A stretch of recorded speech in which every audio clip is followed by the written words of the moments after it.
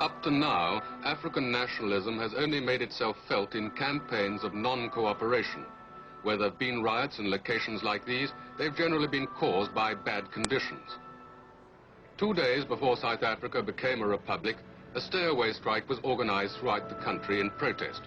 But most Africans went to work. 10,000 of them were arrested before the strike began.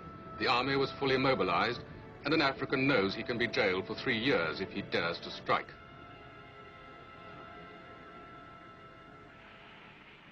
I went to see the man who organized this stay-away, a 42-year-old African lawyer, Nelson Mandela, the most dynamic leader in South Africa today. The police were hunting for him at the time, but African nationalists had arranged for me to meet him at his hideout. He is still underground.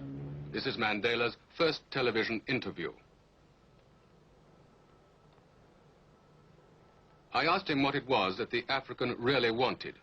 The Africans want the franchise on the basis of one man, one vote. They want political independence.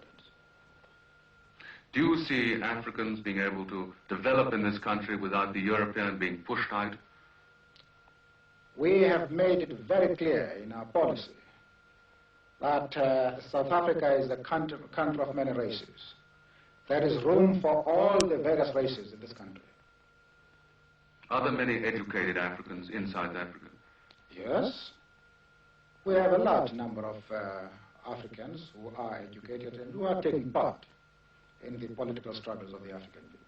The question of education has nothing to do with the question of the vote.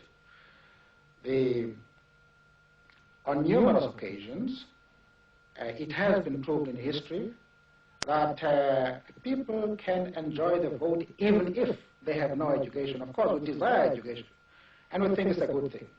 But you don't have to have education in order to know that you want certain fundamental rights, you have got aspirations, you have got claims. It has nothing to do with education whatsoever. Are you planning any more campaigns of non-cooperation? Yes. The Pietermaritzburg resolution makes provision for campaign of non-cooperation with the government, and we are presently studying plans to implement this aspect of the resolution. Now, if Dr. Verwoerd's government doesn't give you the kind of concessions that you want sometime soon, is there any likelihood of violence? There are many people who feel that the reaction of the government to our stay at home,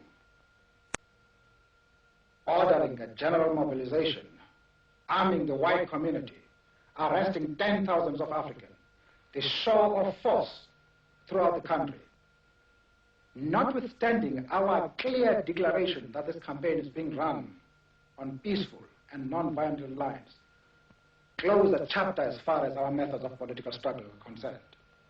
There are many people who feel that it is useless and futile for us to continue talking peace and non-violence against a government whose reply is only savage attacks on an unarmed and defenseless people.